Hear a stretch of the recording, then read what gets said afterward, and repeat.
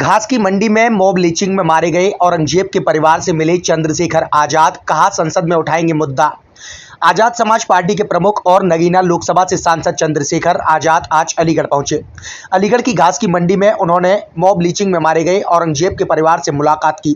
इस दौरान उन्होंने औरंगजेब व उसके साथियों पर की गई कार्रवाई को गलत बताते हुए इस मुद्दे को संसद में उठाने की बात कही है। इसके साथ ही उन्होंने औरंगजेब व उसके साथियों पर पुलिस द्वारा की गई एफआईआर को गलत बताया और एफआईआर खत्म कराने की भी बात कही है। पत्रकारों से बातचीत करते हुए उन्होंने कहा कि पुलिस ने घटना के 11 दिन बाद औरंगजेब व उसके साथियों पर डकैती का मुकदमा दर्ज किया। यह सत्ता में बैठे लोगों का दबाव था। उन्होंने सत्ताधारी पार्टी पर निशाना साधते हुए कहा कि दबाव बनाकर औरंगजेब व उसके साथियों पर 11 दिन बाद मुकदमा दर्ज कराया गया, यह गलत है। उन्होंने इस मामले को संसद में उठाने की बात कही है। परिवार से मिले हैं, लखनऊ भी जाएंगे, क्या रहा है? देखिए, अभी तक मैं जो बात कहता था और कई बार मैंने उसको साबित भी किया है कि उत्तर प्रदेश में कानून व्यवस्था सत्ता की चौखटों पे दम तोड़ चुकी है।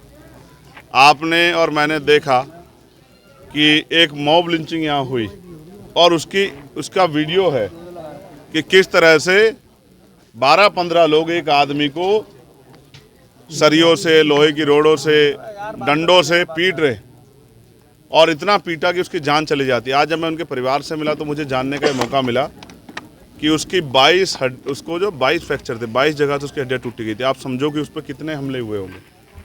और फिर उसको न्याय देने की बजाय जो लोग नामजद हुए उनको गिरफ्तार करने की बजाय अभी 6 से ज़्यादा लोग जो हैं जो खुले घूम रहे हैं, अपनी दुकानों पे काम कर रहे हैं, लेकिन पुलिस ने उनको गिरफ्तार नहीं किया। जो कि पुलिस ने, आप समझिए, सरकार में अगर किसी मुसलमान के साथ मॉब लिंचिंग हो या दलित के साथ या पिछड़े वर्ग के साथ, आदिवासी वर्ग के साथ मॉब लिंचिंग हो और पुलिस तत्काल कार्रवाई करे तो कार्रवाई आप समझिए इतनी जेन्युइन होगी कि सब कुछ जांच परख कर किया जाएगा, किसी का भी नाम फालतू ना हो जाए।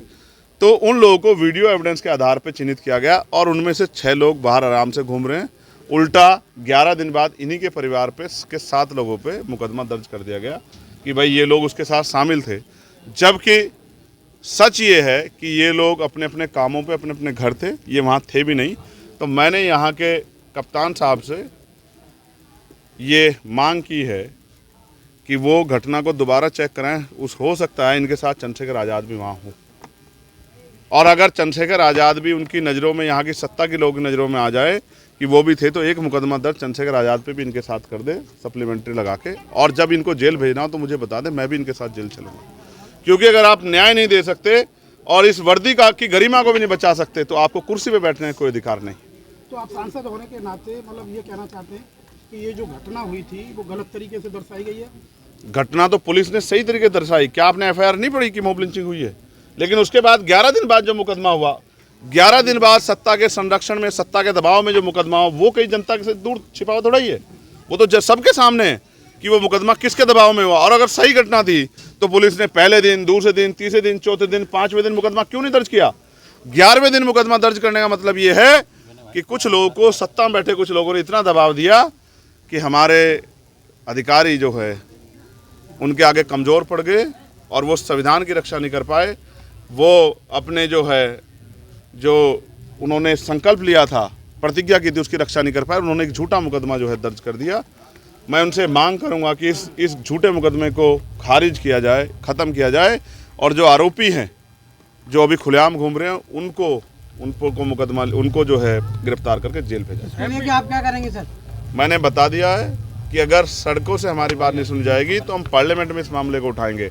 और अगर पार्लियामेंट भी नहीं सुनेगा या पार्लियामेंट इस बात को स्टेट इशू के थ्रू या किसी और उससे मोड़ने का प्रयास करेगा तो हम लखनऊ में जाके डीजीपी से, प्रमुख सचिव से, मुख्यमंत्री से जाके उनके सामने कागज रखेंगे, उनसे पूछेंगे कि क्या यही है आपका सबका साथ सबका विकास वाली सरकार का सच? ये कब होगा सर? ये बहुत जल्द होगा। आप अपने आप देखना है कि बहुत जल्द आपको होता दिखाई देगा, क्योंकि लोगों को मरने के लिए नहीं छोड़ सकते। एक और ऐसा ही केस जो है घटना, वो मलखान सिंह की भी जो है बताई जा रही। आप ये देखो, भीड़ को अगर छूट दी जाएगी तो ऐसे तो कल कोई पकड़ के मुझे भी पीट के मार देगा।